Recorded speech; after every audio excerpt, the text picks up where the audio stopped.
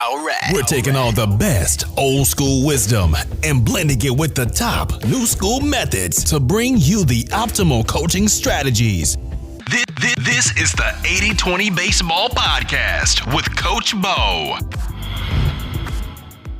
Welcome, coaches, 80-20 Baseball community. Good to be here with everybody this week for our weekly get-together, where we come together once a week for about 30 minutes-ish to strengthen our coaching paradigm, our youth coaching paradigm, and for those parents, and I know there are parents, most youth coaches are parents, of course, for parents of youth players to be better prepared and to be a better support system so your kid can have more success. So join us each week, a new episode coming to you every Tuesday. After listening to this week's episode today, go and get the drill design guide. If you have not already, you can go to 8020baseball.com. It's a free drill design guide that I've put together, a 21-page PDF that lays out the 8 parts, the 8 components, the 8 ingredients needed to create awesome, useful, applicable, effective, efficient, and successful drills. You will not get spam email. Just head over, throw in your first name, your email, and I'll send it your way.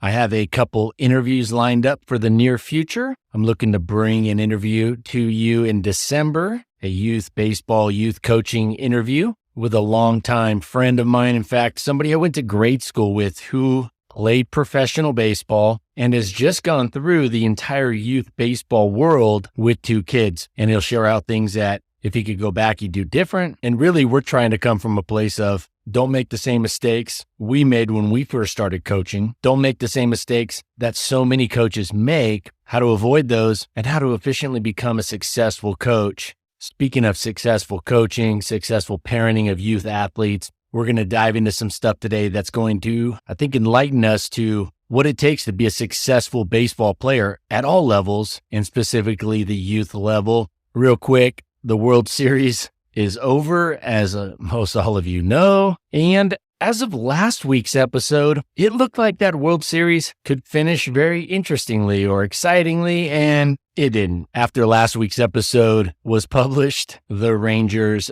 rolled in the rest of the games to the title. And so I did some digging on the Rangers, and I was digging in to some really key stats that are stats that we can use as youth baseball coaches. There's a lot of stuff that professional teams do, and I've talked about this before. There are a lot of things professional teams do that we can't use and we shouldn't use because, of course, that's another level, not just with skills, but with the ages. You're talking adults versus youth baseball. The foundational skills are at a different level, of course. So there's definitely some differences. But when it comes to actually playing the game of baseball, on some of those key main things like hitting, there are definitely some things that we can learn from successful teams at all levels. And I like to use those major league teams because those are teams that we all can see on TV or videos on YouTube. We can see them in action a lot more easily than a youth team that plays at the field around the corner from me. And I have a very interesting stat also on their manager that's going to probably make all of you youth baseball coaches breathe a sigh of relief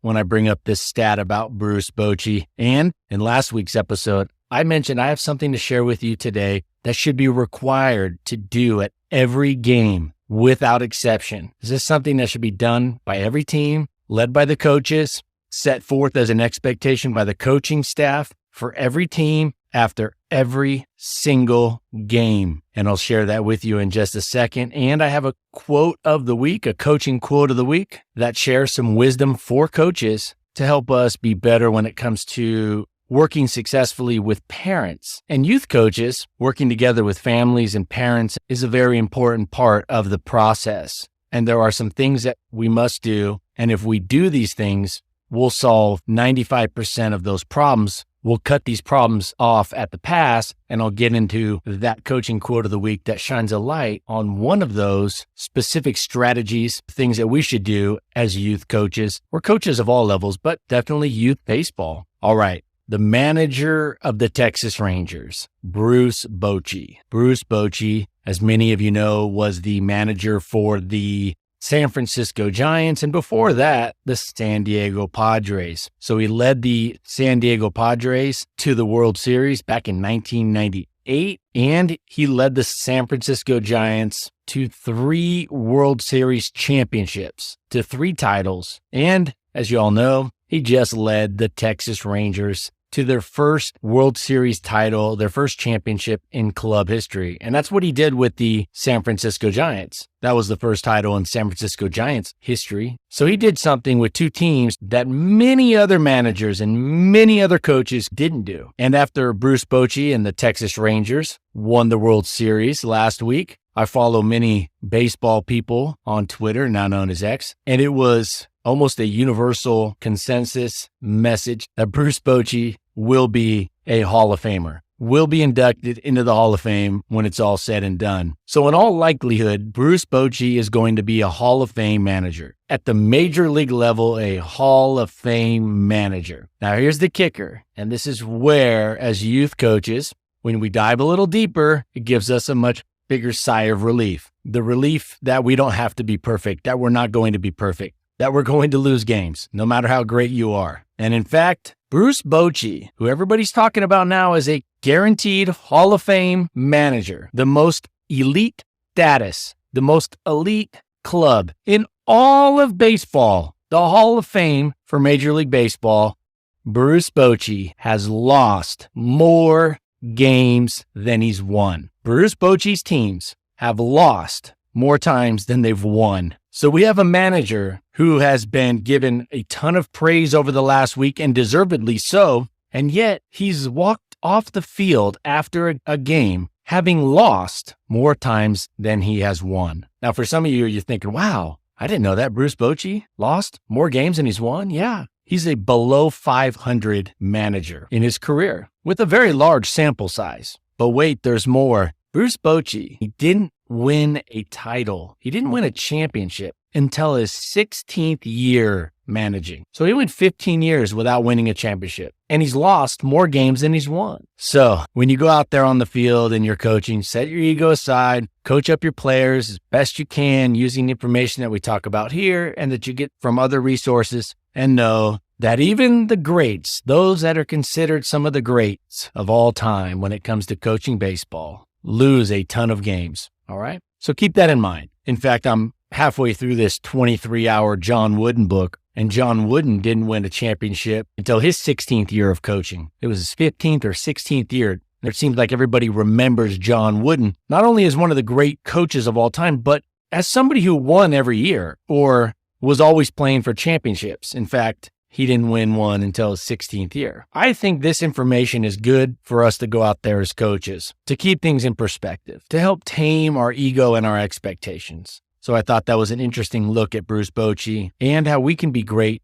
coaches and great managers and not win all of our games, or in fact, like Bruce Bochy, win less than half of our games. All right, I'm going to come back to 2 very interesting hitting observations that we can learn from the Rangers. I always like to bring up Major League Baseball during the World Series time, the playoff time, because it's something that's front and center. But after this episode, we'll move forward and we won't be hitting on Major League Baseball very much at all. But remember, when I talk about Major League Baseball, I'm tying it in with youth baseball. There's a lot of stuff I'm leaving out that just isn't relevant to youth baseball. That isn't stuff that we can take and use, or if we did use it, it would be very insignificant with our impact or towards our players, using it with our players. There would be little significance or little impact. So I only try to bring things that I think we can definitely use to be better coaches. So I'll come back. I have something on Corey Seager, a quote that he's talked about. Very interesting, because this is something, if you watch baseball enough, I think you're misled. I think we all get misled if we believe it, and it has to do with hitting and how we coach our hitters. Okay, something that as coaches and parents, we should expect from our teams, from our team, from our players, after every single game and after every single practice for that matter. This should be an expectation without waiver. Our team, our teams, our players should leave the dugout and the field better than they found it. As coaches, when our team leaves the dugout, we should be the last to check it. Once that last player leaves, we check it and we make sure there is zero trash, that there is zero of anything left, regardless of how we found the dugout. And the good news when it comes to this is many hands make light work. So when you have 12 kids hustling and cleaning up that dugout, you can get it looking really good in less than 2 or 3 minutes. In fact, you could time them so there's no lollygagging. Now, after the first time cleaning it, really getting that dugout dialed in, have the team look at it and say, this is what it should look like. So this is what I expect when we leave, so they can see it, so they can visualize it. Because one kid's clean may not be another kid's clean. It may not be your clean, and it may not be truly clean. So after the first time of cleaning it, dialing in that dugout when you're ready to leave as a team, that would be a good example to show them of how it should look. And then from there, you can then say, all right, team, 3 minutes, I need it looking like we know it should look. And then from there, you don't even have to really micromanage. You just say, hey, y'all know how it should look. Now let's dial it in. 3 minutes, go. 2 minutes, go. This is something that goes along with using baseball and using youth sports as a vehicle, in my opinion, probably the best vehicle to prepare our kids for life in a fun environment like baseball, a game. So you tie in these life skills of leaving things better than you find it, or leaving things better than you found it with baseball. Now, how much of the field should they dial in? I would get the dugout, most definitely. I would work outside in front of the dugout, the bullpen area, basically anything on your side of the field. Dial in your dugout, dial in front of your dugout, dial in your little bullpen area. If you were using the batting cages, that needs to be dialed in. No trash, obviously no left equipment, no gum, no little wrappers, nothing hanging on the fence. So that's a non-negotiable for me as a coach. Leave that dugout better than you found it. Really make a statement. I wouldn't just stand there and watch. I'd get involved. You could easily have 15 people going after a small area, really dialing it in. And this will go much faster than some of you might think. It really solidifies a quality mindset, a mindset our players should have as people going through the rest of their life, leaving places as good as they found it or better. So that is something every team should be required to do after every game and, in fact, after every practice if you're using dugouts for practice time. The best thing to do is to put that on your practice plan at the bottom where you're going to see it. Have on there, dial in dugout, leave dugout spotless. All right, what can we learn specifically from the Rangers when it comes to those key areas of baseball? For example, hitting. The Rangers had the 4th best offense when it came to creating runs. Weighted runs created plus, to me, is the best stat that we have publicly available to gauge how productive an offense is. How many runs did they produce? How many runs did they create? Weighted runs created plus. So the 4th best offense in the league when it comes to run production. Their pitching, believe it or not, was middle of the pack. Pretty much every stat, their pitching was middle of the pack. So for those of you that really cling tightly to, you need great pitching to win, you need to consistently score more runs than you give up. So if your offense is consistently good, you don't need to have a top flight pitching staff. Now, you can't have a bottom of the barrel pitching staff because no way, especially in playoff situations or single game or double game elimination tournaments, things like that, you'll likely have a dip with your offense, a little bit of a dip. And if your pitching is terrible, it's going to be very unlikely you overcome that. But the Rangers pitching was middle of the pack, pretty much in every stat. They were a little above average in terms of how many walks they gave up. So they did a little bit better than average, walking fewer guys than the average team, but they struck out fewer hitters than the average team. So for those of you that think strikeouts is the name of the game and you need to have a lot of strikeouts from your pitching staff, the Rangers were actually below average when it came to striking hitters out. So they were middle of the pack, ERA, middle of the pack. And for those of you that are curious, I'm talking weighted ERA. So it factors in park effect and things like that. The Rangers their base running scored out towards the very bottom of the major leagues. So by most key metrics, most key statistics, their base running scored out towards the bottom. In fact, Fangraphs, a site I really like, has a base running metric called base running. And Texas scored out 25th. They were well below average. So they actually had pretty poor base running this year. So they had middle of the pack pitching, poor base running, but guess where they were the best? Hitting and defense. Now, when you combine a staff that was slightly above average, a pitching staff that was slightly above average when it came to how many walks they gave up, and you combine that with a really good defense, that's a good combo. Here's a specific stat for their hitters. The Rangers, with a sample size of almost 25,000 pitches in this last year, were a top-tier team when it came to swinging at meatball pitches, which is actually a stat on Baseball Savant, MLB.com, Baseball Savant. They actually have meatball swing percentage. Pretty interesting that they have that. But we talk about meatballs on here. We've talked about meatballs and cookies for a long time. Some of y'all probably thought this turned into a cooking podcast, getting some of y'all excited to go to Golden Corral, Hometown Buffet, but meatballs and cookies, it's just a sophisticated way of saying there's a really great pitch to swing at. So here's the thing. Here's where a lot of analysis messes up. When we're looking at what makes good plate discipline, a lot of times they'll look at it and say, all right, wow, that team didn't swing at that many pitches out of the zone, what they call a chase rate. So they had a very low chase rate. Well, you know how you can have a really low chase rate and guaranteed to lead the league in chase rate is if you don't swing at that many pitches, which means you're very likely to take a bunch of pitches right down the middle. And I talked about this with the Dodgers, and I thought that was a big problem with them. I thought the Dodgers, they chased this chase rate percentage. Like they wanted to have the best chase rate in baseball. And what I think is important when we're judging our offense and our approach and our pitch selection, it's the combination of both of those things, of both of those components, both aspects. One, are we not chasing pitches? And two, are we ready to hit pitches in the zone? And more specifically, meatballs with less than 2 strikes. But are we looking to swing at pitches in the zone? Are we swinging consistently at pitches in the zone? And are we consistently not swinging at pitches outside of the zone? So you can go up there and just take a bunch of pitches and then say, well, yeah, hey, we didn't chase, but you also took a bunch of pitches in the strike zone, pitches that were hitters' pitches. So it's the combination of swinging at the right pitches, not swinging at the pitches that we shouldn't be swinging at. And then when we swing at those pitches that are hitters' pitches or with 2 strikes, those pitches in the strike zone or around the strike zone, without chasing, do we hit those with solid contact? A good example of this would be the Angels, who actually had the second best percentage of swinging at pitches in the strike zone, but then we're in the bottom half of the league,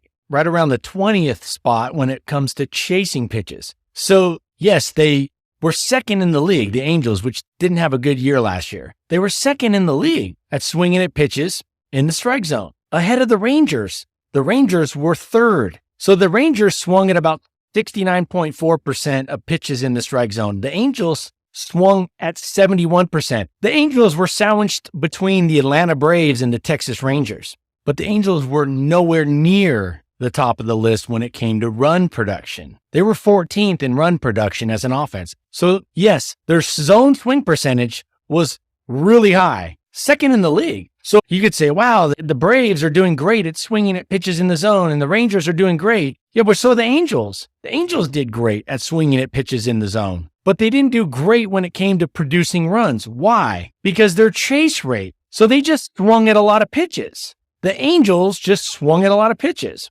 The Angels were 20th when it came to chase rate. So if you go up there and tell your players, hey, we're going to swing at all the pitches in the zone, and we better swing at all the pitches in the zone, and you don't throw in the massively important caveat to that, well, hey, we also don't want to chase pitches outside of the zone, in the dirt, up at our eyes, a foot off the plate, etc. There's more to this that's important. It's the combination of swinging at pitches in the strike zone consistently and with less than 2 strikes, swinging at those hitters' pitches, so in that sweet spot of the strike zone. And that sweet spot may be different for different hitters. And it's not a very small sweet spot. Most hitters should be able to cover a third of the strike zone, maybe up to a half, depending on the hitter. So combining that with not chasing pitches, and then how consistently are we making contact? Are we on time for the pitch? Is our swing plane aligned with the pitch? Can we get the barrel to the ball? Do we swing at the right pitches? Do we take the right pitches? And how often can we get the barrel to the ball? Those are the 3 stats. If you combine those,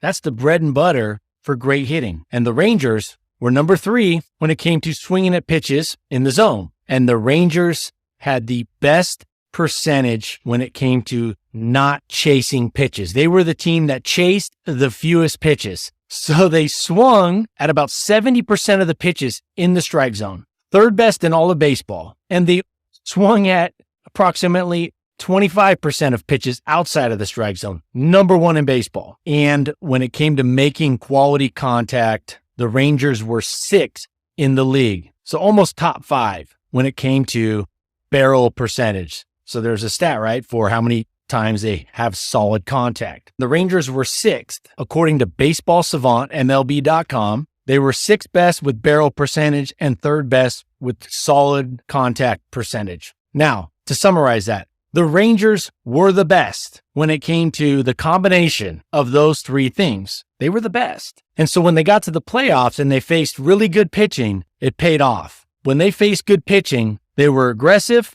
but disciplined, and they were on time for pitches.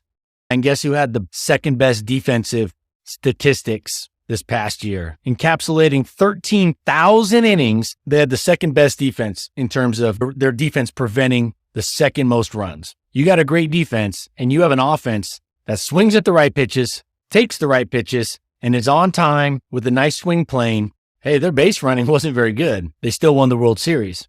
Their pitching was average. They still won the World Series. It wasn't bad. It was average. But they had elite defense and elite hitting. One more interesting stat. So they track how many ground balls teams hit, how many fly balls teams hit, how many line drives, and also how many times teams hit the ball the other way, how many times they pull it or hit it up the middle. The Rangers had the third lowest ground ball percentage at 40%. They had the third lowest ground ball percentage in all of baseball. They had the third best line drive percentage. So they hit more line drives than all but two teams. They hit fewer ground balls than all but two teams. And they actually hit more fly balls than all but one team, the Dodgers. Now here's the kicker. They were at the very bottom of pop-ups. And guess who else was at the very bottom of hitting the fewest pop-ups? Because pop-ups are pretty much outs at almost every level. Atlanta, who had the best offense throughout the year, hit the fewest pop-ups. Arizona was a top 5 team there. Astros were top 5. Texas was 6th best.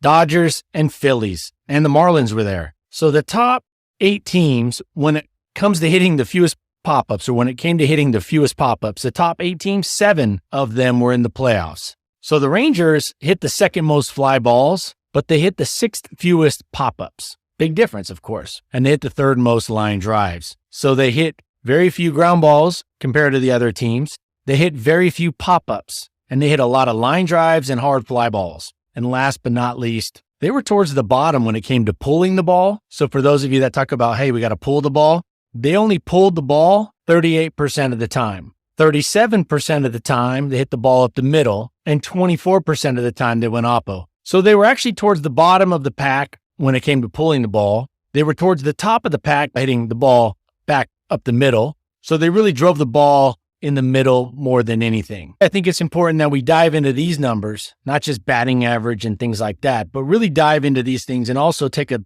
deeper look at, hey, what do we want from our offense? What's going to get our offense going? And what really does go into a good offense? What are good offenses doing? And this is more of a granular look at it. So I really hope this sheds a little deeper look on what did they do different? What did they do better than the other teams? Their combination of swinging at pitches in the zone versus taking pitches outside of the zone, combined with solid contact, being on time, being on plane, that meaning lining up the swing with the level of the pitch. They did that combination better than everybody. And they played phenomenal defense. They didn't walk a lot of hitters, and they weren't overly pull happy. They weren't overly oppo happy. In fact, they were more middle of the field with a balance of the remaining going to opposite field and to the pull side. I've said for years on this podcast, we should not teach our players to pull or go oppo. We should teach our hitters to square up pitches, to be able to pull it, to be able to hit it the other way, and really work the middle of the field, gap to gap. So if they are out front, they can drive it down the line on the pull side. If they're behind it a little, they can drive it hard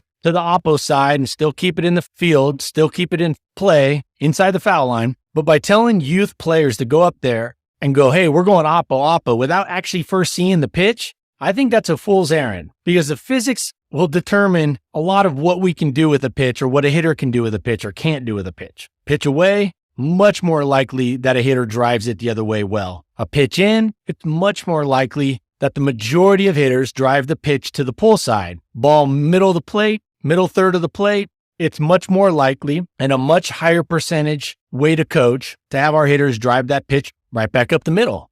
All right, let's wrap it up with something Corey Seager said, and I thought this was great, and we can totally learn from this. So Corey Seager, World Series MVP. In fact, I believe he's the only player to win the World Series MVP in 2 different leagues. That's pretty impressive, and he's not even 30 years old. Now, I like Corey Seager. He always looks a little grumpy, but I like him. I think he's just an even-keel player. I like to see him come out of his shell a little bit, a little energy, especially when you're looked up to by a lot of your teammates. But there's no arguing how great a player he is. And here are 2 quotes from his teammates. Evan Carter, the rookie for the Rangers, said, "The biggest takeaway when I'm watching Corey Seager is how calm and how present he is. He is where his feet are. I really envy that." That's a very good rookie, Evan Carter, saying that about his teammate. And he said, Seager epitomizes the phrase, act like you've been there before. Confidence, right? Going up there confidently. Austin Hedges, Rangers catcher Austin Hedges, said, "I've never seen anybody this locked in." And it just dawned on me as I was reading Austin Hedges' name. The coaching quote of the week is actually from Austin Hedges' high school manager. So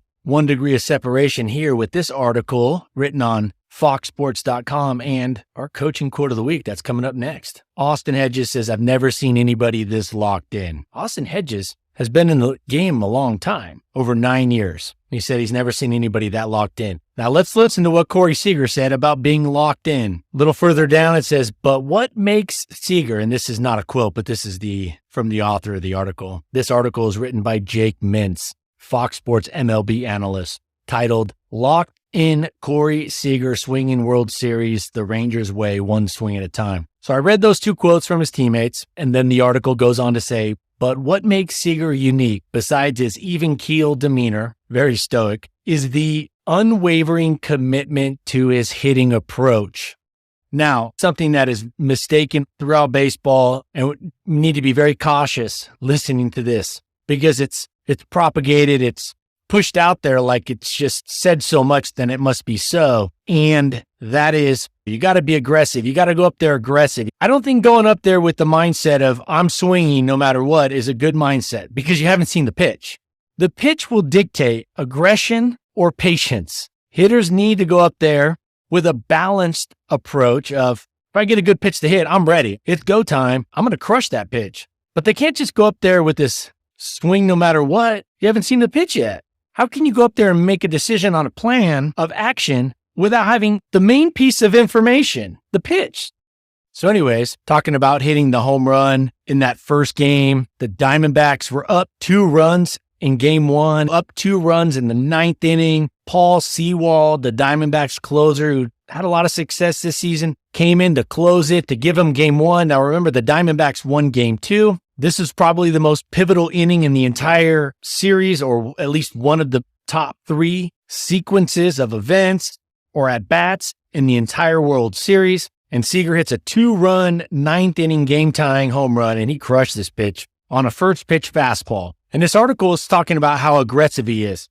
Unfettered aggression, it says. The man is up there to swing, it says. So that's what the article's saying. That's what the author is saying. Well, let's listen to what Corey Seager actually says, the man who was actually in the box. So we have this interpretation by the author of what the author saw. And he's a baseball analyst. Again, what they see and what's going on aren't always the same thing. And this is where we kind of get screwed up and misled. So when asked whether he was sitting on a changeup, this is a 2-for-1 on this. We talk about going up there and guessing what pitch is coming. That's a fool's errand, in my opinion, at every level, but definitely the youth level. But when Seager was asked whether he was sitting on a good changeup, now his answer is going to tell you whether he was going up there and swinging no matter what, or did he have a different plan. Here's what he said.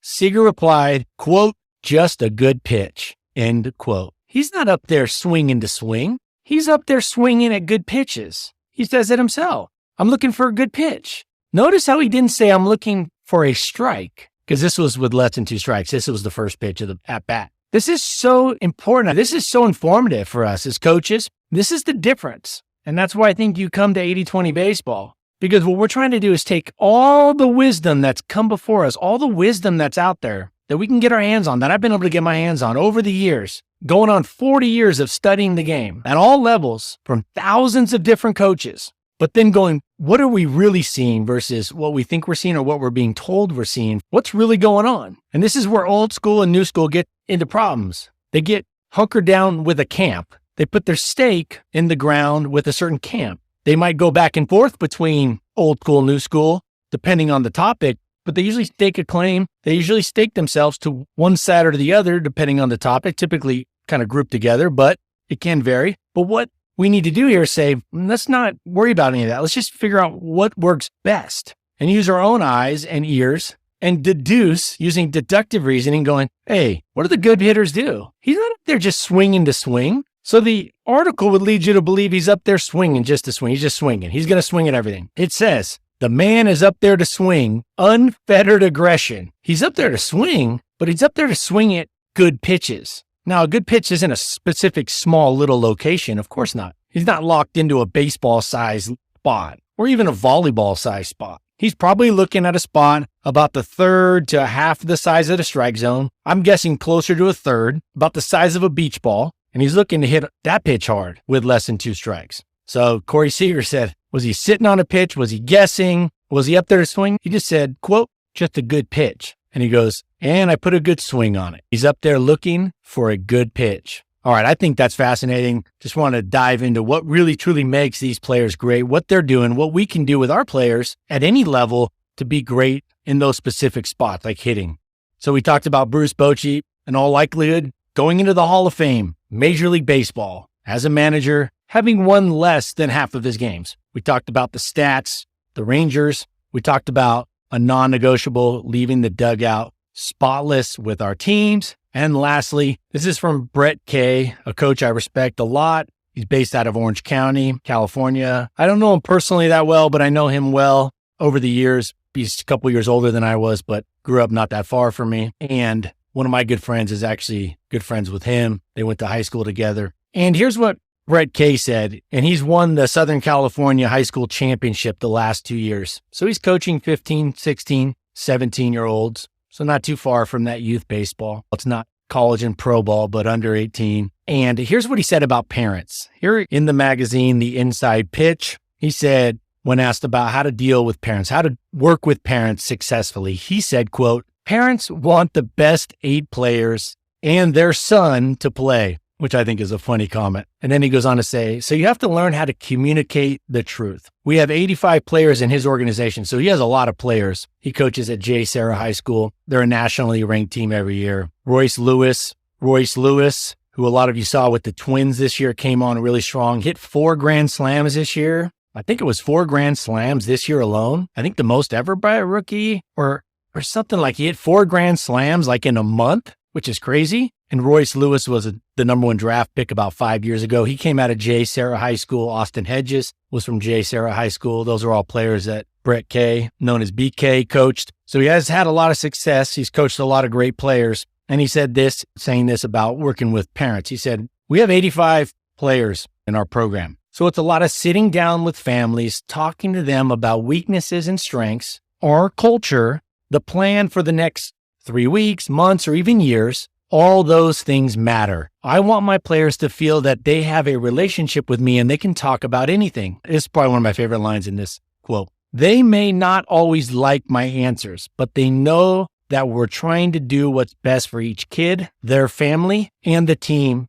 So he comes out and says, hey, I know my parents want the best 8 players and their son to play. All right. They have mommy and daddy goggles, and that's something we need to accept and then work from there. He said there's a lot of sitting down with families and talking to them about strengths, weaknesses, the team culture, so expectations, rules, standards, and then a plan. And he wants his players and also families feel like they can talk about anything with him. So being open with families, having that open line of communication, I think sending out maybe survey, questionnaire. I know just a simple like Google form to your parents can be very helpful. Being very upfront and transparent of expectations and then the consequences, things like that. Just be very upfront. Be overly transparent. That's my recommendation. And I thought this was very well put by Coach Brett Kay of J. Sarah High School. Next week, I'm going to talk about something that we shouldn't have for the season and something that we should definitely avoid going into the season. So this is something we shouldn't do, something we should definitely avoid, and I'll tell you what to do instead in next week's episode, next Tuesday when the next episode comes out. Head over to 80/20 Baseball, get that drill design guide. We have the second edition on there. I'm actually working on the third edition. It's not changing the content so much as just cleaning it up. I'm always looking to improve things, the clarity, the conciseness, and add a little touch up on the design. The drill design guide. You can't miss it. 8020baseball.com. It's right there. You throw in your first name, your email. I'll send it to you. You're not going to get a bunch of junk email or any of that. It'll give you something to read over the next couple nights or the next day. And I think it'll improve most everybody's mindset after reading that and how you look at drills. It'll change how you look at drills and how to create and build drills for the rest of your coaching days. So go get that. And until then, let's all take care of ourselves and our health, our foundations. Let's 80/20 our health. Let's take care of our families, our close friends, and keep doing what you're doing, taking care of that youth baseball community by being a great coach or striving to be a great coach for your kid, for your kids, for all of your players. And until next week, adios. This has been the 80/20